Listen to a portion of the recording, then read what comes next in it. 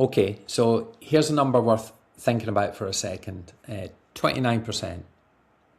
That's the proportion of UK businesses now using AI tools, according to fresh data from the Office of National Statistics published this month. And before you think it's only 29%, go back 18 months and that figure was barely in double digits. The growth is real and it's accelerating, but here's the more interesting number. The British Chamber of Commerce published research earlier this year showing that 54% of UK SMEs are actually using AI, up from 35% the year before. So there's a gap between those two figures.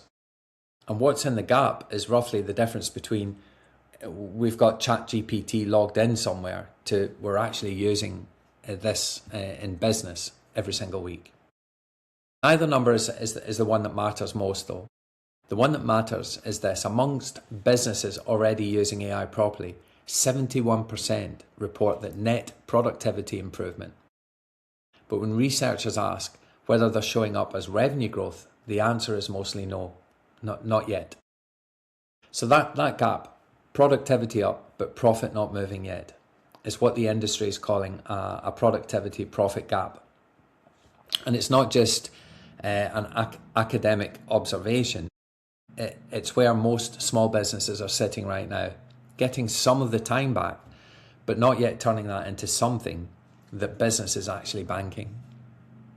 That's the territory this episode lives in. Not AI is amazing, we know that. Not AI is overhyped. The numbers don't support that either. But what's the bit that converts productivity gains into something that actually moves the needle for your business? So let's get into it. So welcome back to the AI Weekly Briefing. I'm Alan Bark, and this is a show where we filter what's changed in AI and translate it into something a normal business can actually do something with. No jargon, no hype, just real questions. What does this mean for you? So this week, the UK government also published its SME Digital Adoption Task Force update. Now that's a mouthful for a Scotsman, which is genuinely worth a mention, right? Because it's the first time I've seen the government take action on what actually feels like it's been written by people who understand small businesses rather than people who attend conferences about small businesses. We'll come to that, but first of all, let's go through what's changed in the platform. So we'll start with Anthropic, and the big one from Anthropic to start is Claude Sonnet 5 has launched on the 1st of July and is now the default model for every free and professional user. In plain English, if you use Claude and you haven't paid for the top tier, the module you're now talking to is meaningfully more capable than what you were on before.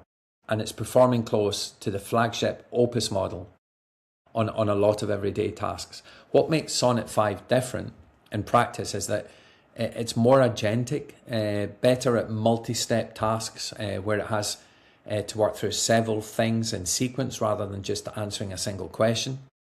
If you've tried Claude for anything with a bit of depth to it and found it dropped the ball partway through, this is the update you've been waiting for. This is the update that addresses that. So it's worth giving it another go if you've written it off. The other Anthropic story this week is Cowork is going mobile. Cowork, which is Claude's version of a longer running task agent, has expanded to mobile and web from the 7th of July. Starting with max plan users, what this means in practice is that you can kick off a task on your laptop, shut the lid, and the work keeps going in the cloud. You can then check in on it from your phone, approve anything that needs a human decision, and pick up the finished output later. That approve from your phone bit is the part I want you to hear. This isn't just about a convenience thing. It's a signal about how these tools are being designed. Not as something you sit down with, but as something you delegate to and then check in on, which is a much more useful way to think about AI for business owners who really get a full diary. These are the kind of things that are going to make a difference. So OpenAI had a big week. ChatGPT 5.6 has now been broadly released after a few weeks in a limited government approval preview. It's now available for everyone. 3 versions. Sol is the most capable, Luna is the fast one for high volume work, and Terra sits in the middle and is probably the one most of us will end up using day to day. Alongside that, OpenAI launched something called ChatGPT Work on the 9th of July. This is their version of the longer task agent, very similar to Claude's Cowork. You give it a goal rather than a question. It gathers context from your connected apps and files. It breaks the job into steps and comes back with a finished document, spreadsheet, or a presentation rather than a chat response. Available on desktop app for all tiers right now with the web to follow. 2 other things worth flagging. First, ChatGPT is back on WhatsApp in the UK and across Europe. You can message the verified ChatGPT number and use it for questions, images, voice notes, without even needing a ChatGPT account. If you've got a team that lives in WhatsApp, that's actually quite useful, lowering friction more than moving and switching about apps. Second, OpenAI also launched a new voice model called GPT Live 1, which can speak and listen at the same time, making conversations feel a lot more natural than the previous back and forth versions that we're used to now. Worth a try if you haven't used voice mode before and found it slightly awkward. This one's definitely worth a go. You know, personally speaking, I chat to ChatGPT all the time, especially in the car. If you're on a long journey and you want to just kind of throw some ideas about, talk about different subjects, it's absolutely incredible. And of course, it's all annotated, so you can come back to the conversation and ask more questions at any time. So Microsoft, quick one on Microsoft this week. The new OpenAI model I just mentioned is now the default model powering Microsoft 365 Copilot. So GPT 5.6 is now the default model powering Microsoft 365 Copilot. So if you use Copilot in Word, Excel, Teams, or Outlook, the engine under the bonnet just got upgraded automatically, no action needed, but worth knowing it happened. And worth trying something a bit more demanding with Copilot this week, if you haven't pushed it recently. So Google's headline this week is about Sheets specifically, which I think is far more useful than it sounds. Gemini's fill with Gemini feature in Google Sheets is now available to workspace users. So what it does is let you describe in plain English what you want a column to contain, and Gemini generates the content directly to your spreadsheet cells. So instead of writing formulas, you tell it, fill this column with a sentiment score for each customer comment in column B, and it'll do it. So separately, Gemini has now got a proper native Mac app, which matters if you're a Mac user who's been accessing Gemini through a browser and found it a bit clunky. And Google has also added the ability to import your chat history and preferences from other AI tools into Gemini, which makes switching or running both in parallel a bit less painful. So Perplexity, a brief one on Perplexity, their deep research feature inside Computer, their agentic product, just got significantly upgraded last month with a command panel, the ability to fork threads and explore different lines of research in parallel, and better controls for enterprise users. If you use Perplexity for research tasks rather than just quick questions, this is really worth a proper look. Deep research now casts a much wider net before it synthesizes its findings, which means the output is genuinely more thorough rather than just faster. Okay, so we talked about this at the beginning, but the UK government bit, and I'll say that knowing most of you switched off slightly when I said government bit, bear with me. The Department for Business and Trade published an update on the 1st of July from the SME Digital Adoption Task Force. The task force was set up to work out why UK small businesses aren't getting the value from AI that they could be, and more to the point, what to do about it. The bits that actually caught my eye is the government is working on an online CTO as a service.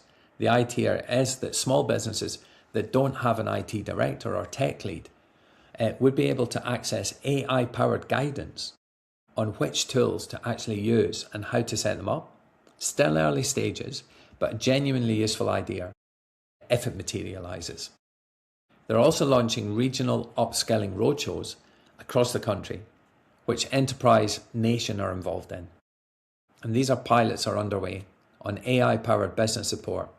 The ambition, and I'll quote this directly from the report because it's bolder than I expected from the government, is to make UK SMEs the most digitally capable and AI confident in the G7 by 2035. Whether they get there is another question, but the framing is right. And the fact this is coming from a task force that includes people from actual small businesses rather than just consultants is at least a decent signal. It's worth bookmarking the Business Growth Service, business.gov.uk, as a place that support is supposed to funnel through. All right, so we're going to move on to the final stage here, which is the art of the possible. 3 things to try this week, grounded in everything that we've just covered. So number 1, if you use Claude, go and try Sonnet 5 on something you previously found it fumbled through. Give it a task with a few steps, not just one-shot question, and see if it gets through the whole thing without losing the thread. The agentic improvement is the main story here with this update. And the only way to feel it is to actually put it through its paces. Stretch it a little bit. Get it thinking about multi-stage processes and see how you get on. Number 2, pick the part of your week where you're losing the most time to something repetitive and analytical. Doesn't matter which tool you use. Take that thing, a spreadsheet you build every week, a set of customer responses you read through, a pile of invoices you check, and spend 20 minutes this week seeing if AI can do the first pass for you, with you just reviewing the output. That's where the productivity profit gap starts to close. Not from doing clever things with AI, but from removing the dull things that eat time you could spend on something that actually grows your business. So I'm going to give you a real life example. I spend maybe 2 or 3 hours at the end of the month downloading all the invoices off Amazon and uploading it into my bookkeeper system. So I thought, well, why am I doing this? And I said to it was Codex, could you do this for me? Could you go onto my Amazon account? Could you download the invoices for all the purchases I've had, and could you send them to this email address? He said, sure, why not? Open up Amazon, and off it went. And about 20 minutes later, we'd uploaded over 100 invoices, and it took me 0 time. I spent that time in a much more productive way. So have a think about the repetitive things that you do. And 3, if you haven't looked at the ONS AI adoption data on the government task force update, then just spend 10 minutes with them. Not because government documents are usually gripping reading, but because understanding where the UK actually is on AI adoption and what support is being put in place is genuinely useful context for making decisions about where to invest your time and your money on this stuff. And the links, of course, are in the show notes. So that's it for this episode. A big thread this week is AI tools are getting better at running in the background rather than waiting for you to ask them something. Cowork on mobile, ChatGPT Work, GPT 5.6 is now broadly available. The UK is moving faster on adoption than most people realise, but the gap between productivity gains and actual business results is really worth paying attention to. So if you want to talk through any of this for your specific business, where to start, what's actually worth trying, how to avoid wasting money on tools you won't use, then just drop me a message. I do a free 20-30 minute call most weeks, and generally rather spend time on that than anything else. So thank you very, very much for listening, and I'll see you guys next week. Thank you.